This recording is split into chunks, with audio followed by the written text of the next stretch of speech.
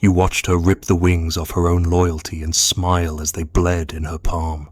She said love, but her eyes said wager. She said always. But her pulse skipped when your silence held. The rules she swore by were not written in ink, they were bait. You thought staying noble would earn you her surrender, but she was never hunting stability. She was hunting the crack in your armor to taste your weakness and call it proof you're alive. When you didn't flinch, she did. She broke her promise the moment you kept yours, because your self-control mocked her chaos, because your restraint threatened her power, because no law excites her more than the one she can seduce into disobedience. She doesn't want a man who follows the rules. She wants a god she can tempt into falling. And if this whisper already knows, you let it echo. Like the video. Leave your shadow in the comments. Subscribe and stay near the silence. She aches for your collapse because your discipline makes her feel unreal. She watches you the way a wolf watches a monolith circling, growling beneath the breath, daring it to move. You are not cruel, not loud, not even elusive. You are something worse intact. While she burns herself down in flickering games, you remain untouched by the match. She throws provocations like stones into a lake and hates the quiet answer your stillness gives her. It is not that you ignore her, it is that you do not tremble. And that, to her, is violence. There's a part of her that kneels in secret prayer before your silence. She doesn't know it, but she does. Every time she breaks her own word, her own vow, her own sense of self-respect, she glances sideways to see if you've noticed. She wants your fury. She wants you to rise, to scream, to fall into her. She wants you to punish her like a god too pure to love anything weak. And when you don't, it wounds her deeper than rage ever could. You mistake her anger for rejection. You think, maybe I'm too cold, too distant, too calm. But the fire she builds is not for warmth. It is for sacrifice. And she cannot sacrifice what does not bleed. You invulnerable, restrained, self-mastered, you deny her the drama she feeds on. You are not a lover. You are a mirror. And mirrors terrify those who lie to themselves. She needs contradiction to feel alive. She'll pull you into a kiss and then flinch like you struck her. She'll say you're the only one, then disappear for days. It's not a mistake, it's a test. She is not searching for comfort, she is hunting for friction. She longs for the pressure of your undoing. And the more you hold your shape, the more she feels like a ghost pressing against marble. But you who learned too young the value of control, you do not chase, you do not explain, you do not threaten, and that restraint is not neutral to her. It is unbearable. You think she craves loyalty, but that's a decoy. She craves eruption. She craves the moment your fingers tighten, your words slip, your morality bends under the weight of desire. And when it never comes, she has no choice but to tear apart her own rules just to feel real beside you. You are not a man to her. You are judgment in flesh. You are the unfallen tower she cannot corrupt. And that is why she circles you with temptation disguised as affection. The dress tighter than usual. The story designed to spark jealousy. The silence after he texted me again. She's not confessing, she's conjuring. She is shaking the cage, waiting for the lion to roar. And when you do not, she screams for you in the language of betrayal. But this is what you never saw. Her rebellion is not against you. It is against your wholeness, against the unbearable pressure of your integrity. Every time you say no with grace, she unravels, not because you denied her, but because you denied yourself and survived. You see, she doesn't trust men who obey their impulses. They are predictable, breakable, easy to seduce and easier to dismiss. But you are cruel in your refusal to be conquered. And that cruelty births obsession. At night, when she's alone, she plays back your silence, not your absence, your silence. That moment when she pushed and you didn't flinch. That memory gnaws at her like an unanswered prayer. She wants to know what's inside you, what monster, what saint, what violence. She wants to watch you crack, because only then could she say you're like me. And yet, you never do. She pretends you're heartless. She calls you emotionally distant. She accuses you of withholding. But this, too, is theater. Because beneath every accusation is a wish. Please fall, not for her, but in front of her. She needs to see that even you, the unmoved mover, are breakable. Otherwise, she remains the only shattered thing in the room. She asks you questions like knives. Do you even care? She does not want the answer. She wants the cut. She creates scenarios she knows will hurt you, not because she wants you in pain, but because she wants to believe you can feel it, that you are human, that you are not some iron monument forged in apathy, but every time you absorb it, every time you respond with calm clarity, every time you do not beg or plead or punish, she sees her tricks fall useless to the ground, and it makes her feel unreal. She will say she wants honesty, but when you give it without hunger or flattery, she will accuse you of detachment. She will say you are playing games, but it is only because she has already lost hers. She cannot seduce the man who refuses to be moved. She cannot shame the man who does not hide. She cannot manipulate the man who has nothing to prove. And so, she punishes herself, quietly, at first, a reckless night, a broken promise, a secret she lets you find. All rituals of self-inflicted chaos meant to restore the balance. If she falls, you must fall too, and if you don't, she has no choice but to break her own rules, again and again, until even she can't remember where the lines once were. You didn't ruin her, you reflected her. You showed her what a boundary looks like, not drawn in fear, but carved in stone. And to the one who lives on impulse, that stone feels like a grave. She longs to drag you into her fire, not to destroy you, but to prove that passion still lives in gods. And if you stay above it untouched, undevoured, she will love you and hate you in the same breath, because you remind her of what she could be if she didn't worship her own ruin. You are the cathedral she keeps lighting matches inside, but stone does not burn, and that is what makes her scream. When you hold the line, she shatters it not to win, but to feel. She makes a vow in the morning and breaks it by dusk, not because she lied, but because the silence after the vow felt too empty. Love, to her, is not a steady flame, but the sound of something breaking in two. She doesn't seek safety in commitment, she seeks sensation in betrayal. And when your word holds, when your yes remains yes, and your no remains no, she panics, because now her chaos has nothing to dance with. Now her storm meets no thunder in return. She said she'd stop texting him. She meant it in that moment. The look in your eyes made her feel like someone holy. But the next day, when you were calm and unwavering, when you didn't need to remind her of what she promised, that's when she faltered. That's when the hunger returned. Not for him, not even for the attention, for the burn, the collapse, the wound that says I still feel, because in your stillness, she loses herself. You never yell, you never threaten, you never stoop, and without that friction, she floats. There's no gravity in your control, and so she seeks weight in disobedience. You believe she tests you to see if you'll chase. That's only partly true.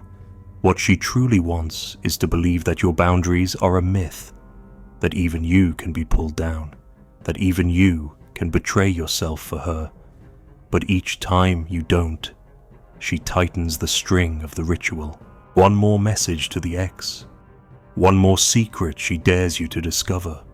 One more rule she swore to follow, cracked open with a giggle or a tear. And the worst part, she tells herself, you made her do it. That your composure left her starving. That your integrity suffocated her expression. That your refusal to collapse is the real betrayal. Because if she must bear the guilt alone, it confirms something more terrifying than pain, that she was the only one dancing in the fire. She wants to be caught, not punished, but witnessed. She wants to lay her broken oath before your feet like a child holding a ruined toy. But you don't react. You see it, but you don't shatter. You name it, but you don't moralize. You leave it there, letting her feel the weight of her own ritual. And that indifference cuts deeper than rage ever could. Because now she's not just broken, she's alone in her breaking. You didn't expect her to confess. You didn't expect her to look at you like a disciple who just smashed her God's chalice. But that's exactly what she did. Not because she wanted forgiveness, but because she wanted the moment of reckoning. The sacred collision, the wild relief of knowing she can still make something sacred fall. But again you stood. You did not kneel, did not break, did not burn. You simply watched her undo herself and remained painfully whole. This, to her, is unbearable. Not because it lacks passion, but because it lacks collapse. The ritual cannot complete itself without mutual ruin. So now she walks through your apartment like a priestess denied an altar. Her jokes land with silence. Her confessions evaporate in your calm eyes. Her rebellion turns to dust. Not because it failed, but because it had nothing to oppose. She needs your scream like a ritual needs fire. She needs your fall like a myth needs blood. But you won't give it. You keep the line. You hold the vow. You remain maddeningly untouched. And that absence of reaction becomes the deepest wound of all. She tells herself she doesn't care anymore. She posts the photo. She flirts with the friend. She drops the hint that she might leave.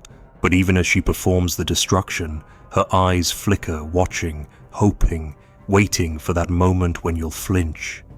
When the God inside you will rise in wrath and say, enough. Because if you don't, it means her rituals have lost all meaning. It means her power was never real. It means the games were never sacred. And that's when she begins to dissolve. Not loudly, not all at once, but in small ways, in forgotten smiles, in fading laughter, in sudden stillness. She becomes less fiery, less unpredictable, less alive, because without your collapse, she no longer knows where the edge is. And without the edge, there's no thrill. She begins to speak in half sentences. She says, "You're just so," and trails off. She touches your arm like it's a wall, not a body. She kisses you with eyes open, not out of lust, but calculation.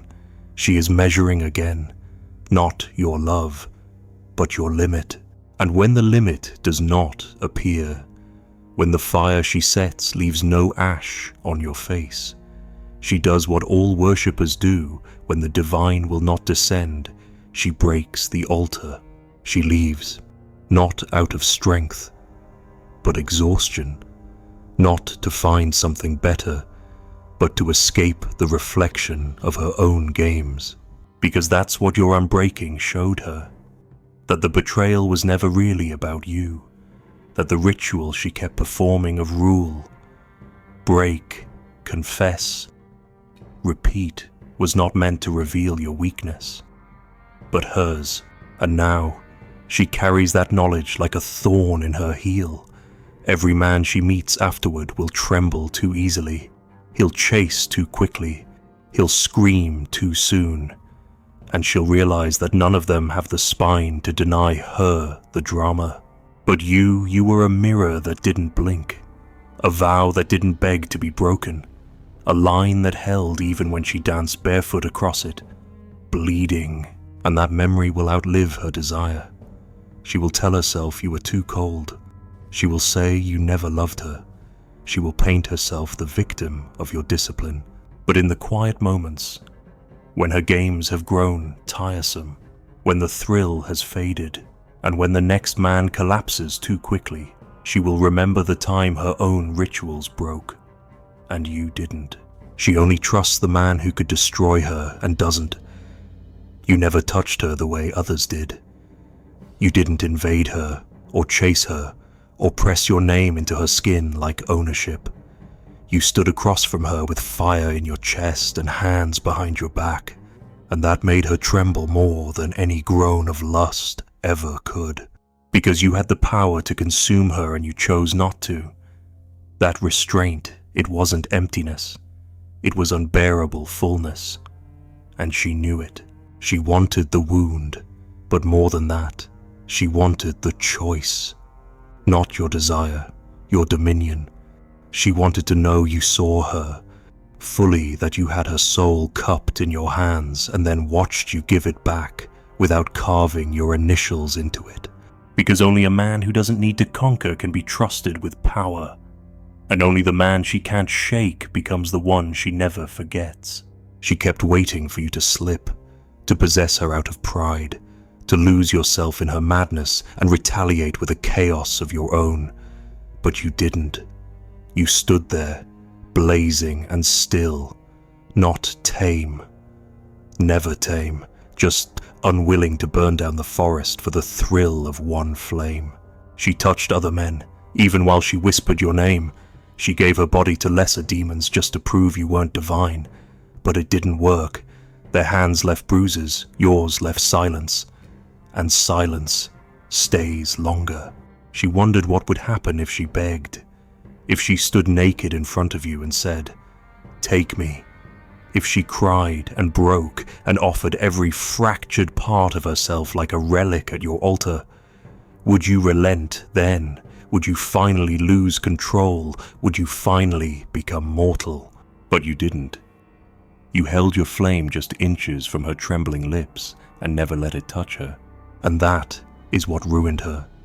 Because every man who had taken her before used force, persuasion, flattery, shame. But you used nothing. You watched her offer herself, and you looked not with hunger, but with clarity, and she realized she had no power wafta. It's not that you didn't want her. That's what made it worse. You wanted her, your eyes said so. Your breath betrayed it. But you still didn't move, because you were not starving. And a woman cannot rule a man who is not starving. She thought she wanted control. She didn't. She wanted mercy. She wanted to be in the hands of someone capable of cruelty, yet unwilling to use it. She wanted to feel what it meant to be known completely and not used, not consumed, not possessed, just seen. You were the flame that refused to leap, and every time she tempted it with a touch, a secret, a tear, and it stayed in place.